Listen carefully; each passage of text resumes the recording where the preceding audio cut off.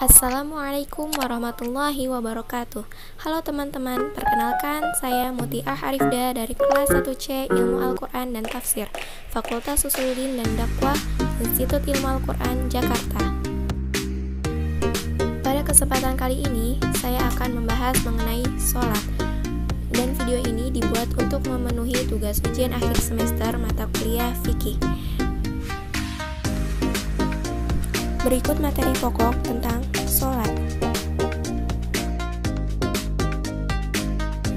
Pengertian sholat. Sholat secara bahasa artinya adalah doa, dan menurut istilah, sholat adalah rangkaian ucapan dan gerakan dimulai dengan takbir dan diakhiri salam, sesuai dengan syarat-syarat yang telah ditentukan dan niat karena Allah. Dasar hukum sholat. Dalam Quran Surat Al-Baqarah ayat 43, yang artinya, dan dirikanlah sholat, tunaikanlah zakat, dan rukulah beserta orang-orang yang ruku. Selanjutnya, syarat sholat. Yang pertama, beragama Islam. Kedua, berakal. Ketiga, suci dari hadas besar dan hadas kecil. Yang keempat, suci dan bersihnya anggota badan, pakaian, dan tempat dari najis. Kelima, menutup aurat dengan sempurna. Keenam, telah masuk waktu sholat.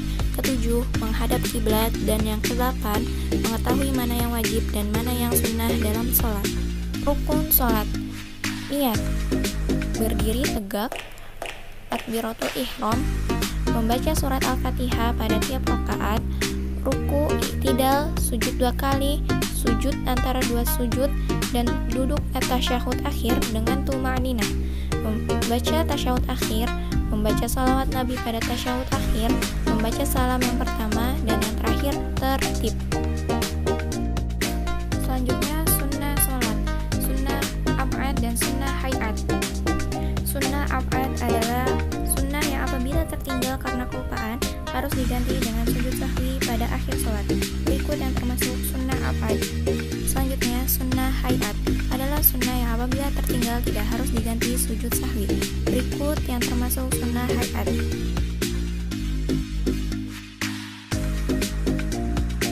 Berikut hal-hal yang membatalkan sholat. 1. Berhadas. 2. Terkena najis. 3. Berkata-kata dengan sengaja.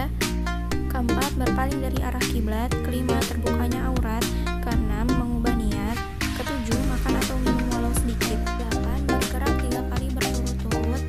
Kesembilan, menambah rukun yang berupa perbuatan. Ke-10, meninggalkan salah satu rukun sholat dengan sengaja. 11. Tertawa mengeluarkan suara. 12. Mendahului imam 2 rukun. Ke-13, murtad. Selanjutnya, makruh dalam sholat.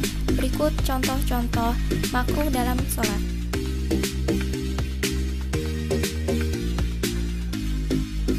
Selanjutnya, khusyuk dalam sholat dan tingkatan sholat. Khusyuk artinya tunduk dan merendahkan diri kepada Allah dengan memfokuskan pikiran, menenangkan hati dan anggota badan ketika sholat, semata-mata karena Allah. Tingkatan sholat. Tingkatan pertama, sholatul jahilin, sholat orang-orang yang jahil. Tingkat yang kedua, sholatul adiyin, sholat orang yang kebanyakan. Tingkat ketiga, sholatul arifin, sholat orang-orang paham atau orang-orang alim. Tingkat keempat, sholatul khosyin, yaitu sholat orang yang khusyuk.